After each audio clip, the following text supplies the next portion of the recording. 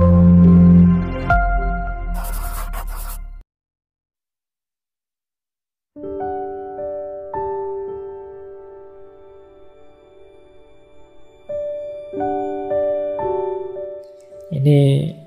quotes dari buku beliau. Cinta itu memberi tanpa mengharapkan imbalan apapun. Hanya kegembiraan dalam memberi.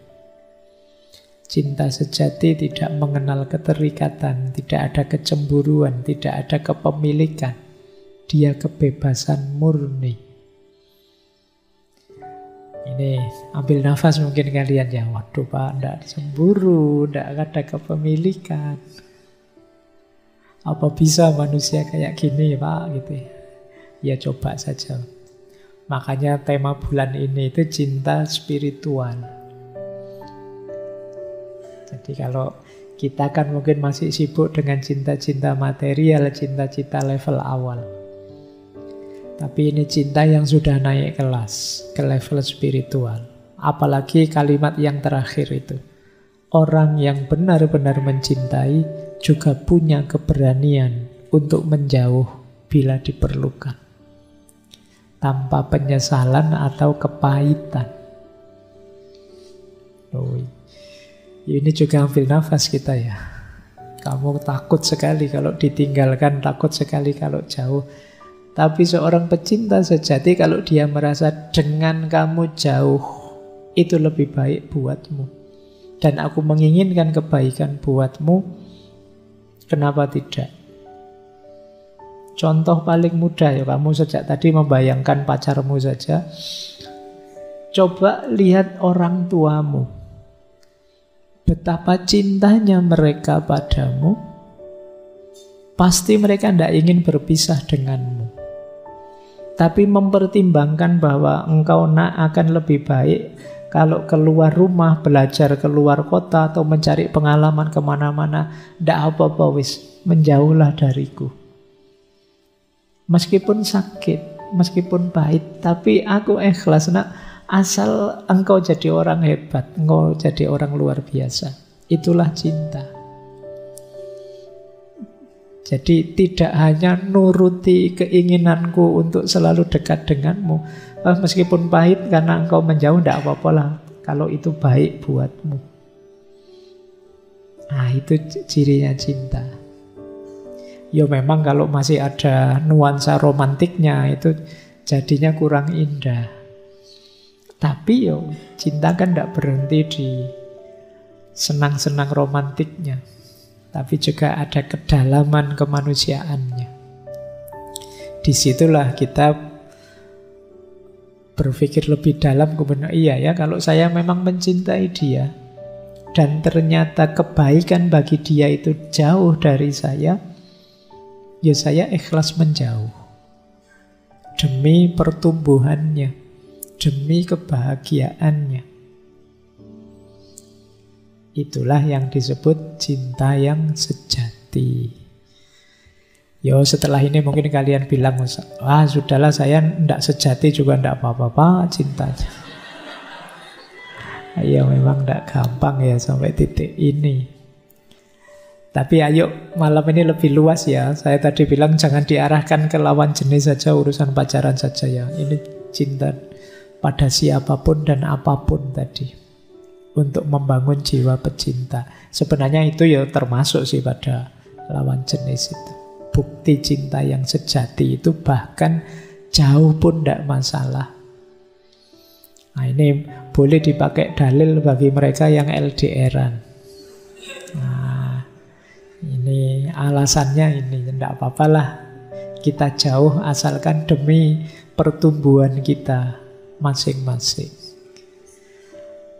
Baik, kita lanjutkan. Nah, kalau ini ciri yang tanpa pamrih tadi. Ini salah satu buku beliau yang isinya cerita. Di buku beliau itu selalu ada tokoh guru di situ yang memberi nasihat. Kata seorang murid, saya tidak akan menukar cintaku dengan uang. Kata sang guru, bukankah sama buruknya atau lebih buruk ketika kamu menukarnya dengan cinta. Maksudnya apa? Kita itu sering menukar cinta dengan cinta. Dan itu sama buruknya dengan orang yang menukar cinta dengan uang. Menukar cinta dengan uang itu, ya wis aku cinta padamu, kamu kaya, lumayan lah nanti dapat traktiran gratis, dapat itu. Itu kan menukar cinta dengan uang. Nah, menukar cinta dengan cinta itu apa? Aku cinta padamu asal engkau juga cinta padaku. Selama engkau masih mencintaiku, ya aku akan cinta padamu. Ini sama saja. Orang yang masih dagang. Jadi masih ada negosiasi, masih ada imbalan yang kamu tunggu. Loh Pak, ya kalau ditolak gimana Pak? Masih tetap saya cintai. Loh ya, kalau memang cinta itu ya kamu cintai. Mungkin kemarin belum cinta sehingga kamu bisa gonta-ganti. Kalau itu cinta, ditolak sekalipun, ya cinta itu tidak akan mati, tetap ada. Kecuali kemarin cinta itu belum utuh, jadi yang sejati tadi, masih ketertarikan sesaat. Kalau sudah cinta, itu ya kamu tidak ingin diberi apa-apa. Bahkan meskipun engkau tolak cintaku, aku tetap mencintaimu. Itu kalau cinta. Emangnya begitu dia nolak terus kamu nembak terus ditolak, maaf ya, cari yang lain saja. Apa langsung berubah kamu jadi benci? Kan tidak. Cintamu kan masih ada. Mungkin ya tetap besar.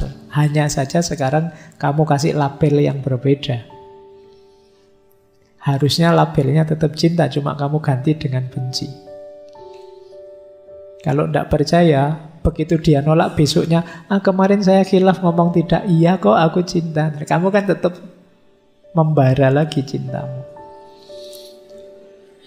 Jadi ketika ditolak kamu merasa benci, itu sebenarnya ya kamu cuma ganti barcode-nya saja, labelnya saja jadi benci. Sebenarnya itu tetap cinta. Jadi kata Anthony de Mello, ya sama buruknya kalau kamu menjual cinta dengan cinta. Berarti masih pamrih, masih belum tulus. Jadi masih aku memberi apa dan aku harus dapat apa. Lanjut. Sekarang teori tentang awareness, kesadaran. Awalnya cinta juga kesadaran. Love springs from awareness. Cinta muncul dari kesadaran. Hanya sejauh engkau melihat seseorang sebagaimana adanya di sini dan saat ini, dan bukan dalam pikiranmu atau keinginanmu, atau dalam imajinasi atau proyeksimu, maka engkau dapat benar-benar mencintai mereka. Kalau tidak, yang jadi masalah bukanlah yang engkau cintai, melainkan gagasan yang telah engkau bentuk dari orang tersebut, yaitu orang yang jadi objek hasratmu, bukan sebagai dirinya sendiri. Jadi cinta itu muncul dari kesadaran. Kesadaran itu muncul dari ketika kita melihat yang kita cintai apa adanya. Bukan yang kita cintai yang ada di kepala kita. Kalau kita mencintai yang ada di kepala kita, itu belum kesadaran namanya. Jadi bayanganmu yang kamu cintai itu ini mesti cakep, nanti dia mesti rajin, tekun, soleh, itu yang ada di kepalamu. Jadi kamu membayangkan dia begitu dan itulah yang kamu cintai. Bukan fakta nyata seperti apa dirinya. Kalau kamu ada di yang pertama tadi, mencintai pikiranmu dan bayanganmu tentang dia, sebenarnya kamu belum mencintai. Kamu belum sadar. Nanti begitu sadar beneran bisa kaget loh kamu. Karena selama ini kamu mencintai bayanganmu. Wah, seandainya saya nikah dengan dia mesti bahagia sekali ya karena bla bla. Itu kan bayanganmu. Nah, bisa saja nanti setelah menikah kamu kaget. Kok begini ya? Beda dengan bayanganku selama ini. Ya karena yang kamu cintai selama ini bayanganmu tentang dia, bukan dia. Kata Anthony de Mello. Maka mencintai itu kamu harus sadar. Siapa yang kamu cintai dan kamu yang sedang mencintai. Berarti baca dia apa adanya, diterima dan dihormati tadi. Oke ya. Makanya kan kadang-kadang guyonanmu kan begitu. Kamu nembak, diterima tadi, diterima. Oh, cepet-cepet dilamar saja sebelum dia sadar. Nah, kan kamu sering begitu. Karena begitu sadar, walah ternyata aslinya begini. Itu kan jangan-jangan malah tidak jadi. Nah, kita sering begitu. Mencintai tapi bayangan kita tentang yang kita cintai sebenarnya yang kita cintai.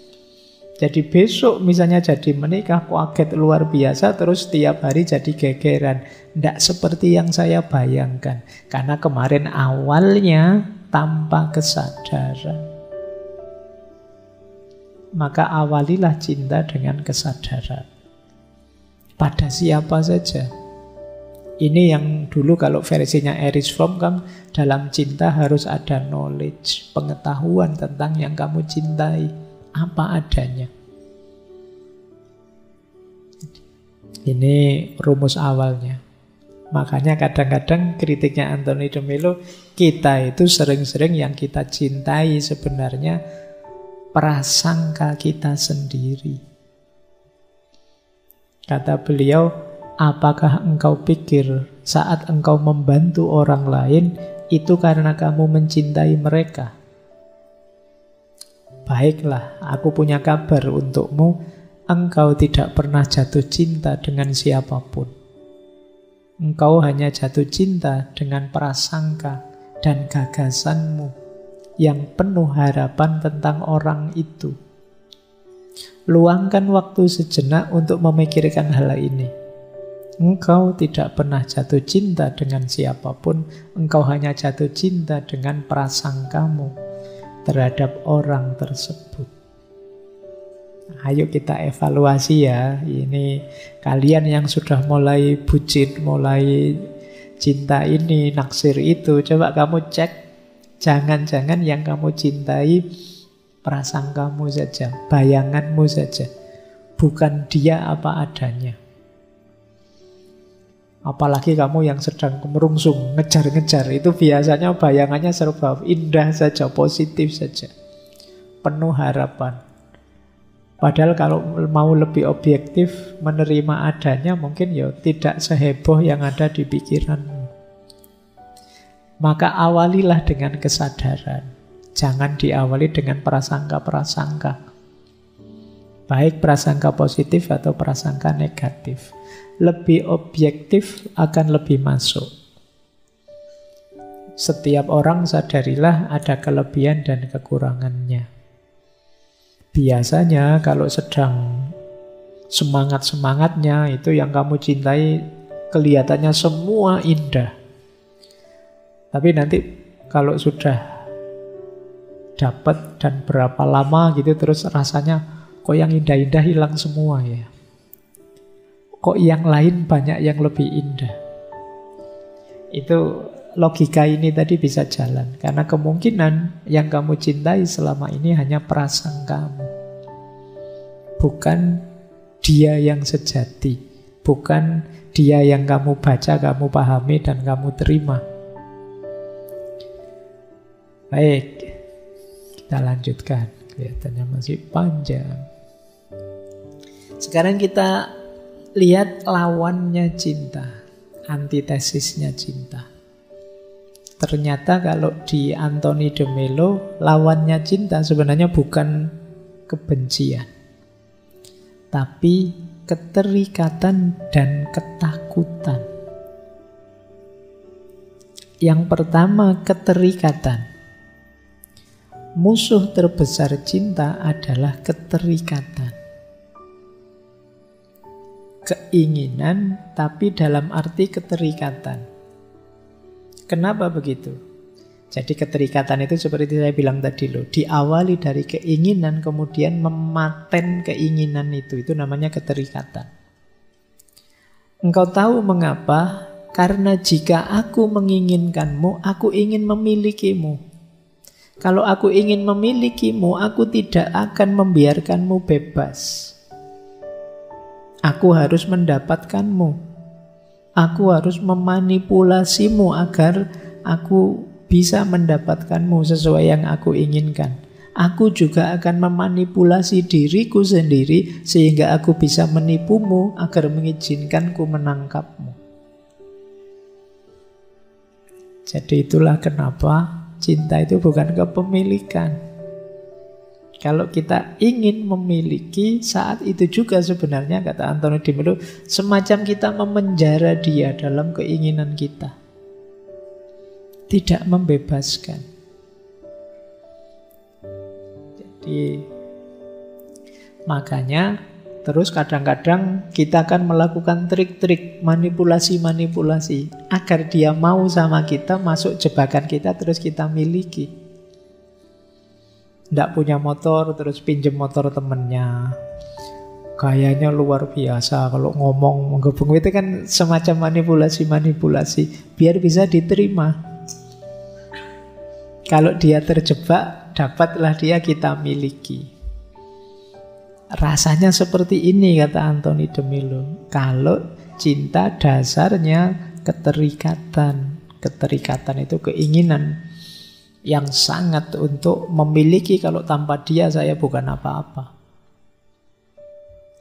Jadi ini yang pertama. Jadi lawan cinta keterikatan. Kata Antonio de Melo nanti yang kedua ketakutan. Keterikatan itu ilustrasinya begini loh. Hati yang mencintai itu lembut dan peka. Tapi begitu engkau berkeras untuk mendapatkan sesuatu darinya, engkau akan jadi kejam, keras, dan tidak peka lagi. Bagaimana mungkin engkau bisa mencintai orang bila engkau membutuhkan orang itu? Kalau engkau membutuhkan orang itu, ya engkau hanya akan memanfaatkan orang itu untuk memenuhi kebutuhanmu. Bila aku membutuhkanmu untuk membuatku bahagia, maka aku harus memanfaatkanmu, memanipulasimu, mencari cara agar aku memilikimu dan aku tidak membiarkanmu bebas. Justru ini rumusnya menarik. Aku hanya dapat mencintai orang jika aku sudah dapat mengosongkan diriku dari orang itu. Ini ruwet ini. Kamu mulai bingung ini. Jadi kita bisa mencintai orang ketika kita bisa mengosongkan diri kita dari keinginan-keinginan, pamrih-pamrih, kebutuhan-kebutuhan kita pada orang itu. Jadi orientasinya memang hanya memberi, bukan mengambil dan memiliki. Loh, saya dapat apa, Pak? Ya kalau masih ada pertanyaan saya dapat apa, masih belum ada di wilayah ini. Di wilayah cinta yang spiritual ini. Masih keterikatan. Kata beliau, tragedi dari sebuah keterikatan adalah jika objeknya tidak tercapai, maka hal itu akan menyebabkan ketidakbahagiaan. Jika hal tersebut tercapai, ternyata juga tidak menimbulkan kebahagiaan. Hal tersebut hanya menyebabkan sekilas kenikmatan yang diikuti dengan rasa lelah. Dan tentu saja selalu disertai kekhawatiran bahwa engkau akan kehilangan objek keterikatanmu. Kenapa sih tidak boleh terikat? Karena keterikatan itu tidak menghasilkan apa-apa selain kamu lelah dan takut. Jadi kalau tidak tercapai kamu tidak bahagia. Kalau tercapai kamu senang sebentar.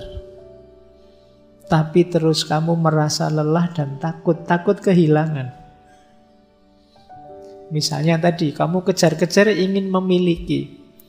Kalau tidak dapat kamu stres, kalau dapat kamu senang tapi sebentar. Karena setelah itu kamu khawatir lagi. Jangan-jangan dia pergi. Jangan-jangan dia sadar. Jangan-jangan terus dia lari. Jangan-jangan banyak ketakutanmu. Jangan-jangan nanti digoda orang. Jangan-jangan. Itu karena logikamu, logika kepemilikan. Ternyata ya tidak ketemu kebahagiaan. Ini kata Anthony de Mello. Nah, nanti dalam buku The Way of Love, beliau menjelaskan bagaimana hambarnya hidup. Kalau cinta itu jenisnya keterikatan. Kata beliau, jika dibiarkan begitu saja, kehidupan tidak akan pernah menghasilkan cinta. Ia hanya akan membawamu pada ketertarikan, dari ketertarikan menuju kesenangan, dari kesenangan lalu keterikatan, dari keterikatan terus kepuasan, dan akhirnya adalah keletihan dan kebosanan. Terus flat, biasa. Kemudian sekali lagi muncul siklus yang melelahkan. Ketertarikan lagi, kesenangan lagi, keterikatan lagi, kepuasan, keterpenuhan, kebosanan. Semua ini bercampur dengan kegelisahan, kecemburuan, rasa posesif, kesedihan, rasa sakit yang menjadikan siklus ini seperti roller coaster. Jadi kalau kita tidak hati-hati, hidup kita jadi siklus yang melelahkan tadi. Diawali dari ketertarikan, kita tertarik pada sesuatu. Terus kesenangan, kita mengejar kesenangan, keinginan kita. Begitu menyenangkan, kita terikat, ingin terus seperti itu. Di situ kita mendapat kepuasan, keinginan kita terpenuhi. Tapi jangan lupa, kalau sudah terpenuhi itu jangan dikira terus selesai. Manusia punya sifat bosan, lama-lama dia bosan. Kalau dia bosan apa? Nyari tantangan baru. Ketertarikan yang baru, mengejar kesenangan yang baru. Maka jangan kaget kalau kamu dulu lihat apa, sekarang lihat apa. Bosan. Ada kebosanan dalam diri manusia itu. Itu kalau fokusmu hanya pada ketertarikan, kesenangan, dan keterikatan. Jadi kata beliau ini siklus yang hambar. Kamu tidak ketemu bahagia yang sejati karena balik lagi ke situ lagi. Nah, seperti roller coaster. Naik turun begitu terus. Ketika Anda telah berulang kali mengalami siklus tersebut, akhirnya tiba saatnya Anda merasa muak dan ingin menghentikan seluruh proses. Pada akhirnya terus kamu bilang, saya tidak percaya lagi dengan cinta, Pak. Apa itu cinta? Karena awalnya dari sini. Karena fokusmu cinta itu hanya memenuhi kesenanganmu saja. Jatuhnya terus ke sini. Baik, ini gambaran ya betapa lawannya cinta ternyata keterikatan.